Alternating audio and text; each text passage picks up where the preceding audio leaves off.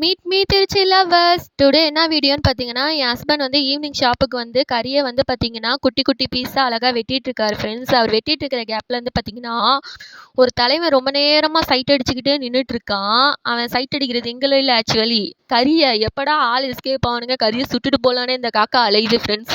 அதுவும் different different ஆங்கிளில் நின்றுக்கிட்டு அது நினச்சது நடக்குமா?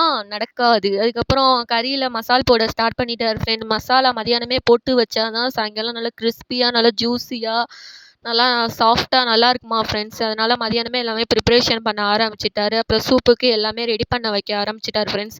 எனக்கு புரியல, கறிக்கு மசால் போட்டுட்ருக்காரு ஓகே, லெமனை சூனியம் வைக்கிற மாதிரியே பாக்கெட்டில் வச்சுக்கிட்டு சுற்றிட்டு அலையிறாரு ஃப்ரெண்ட்ஸ். அவருக்கு தெரியல போல் வேலை செய்கிற அசதியில்.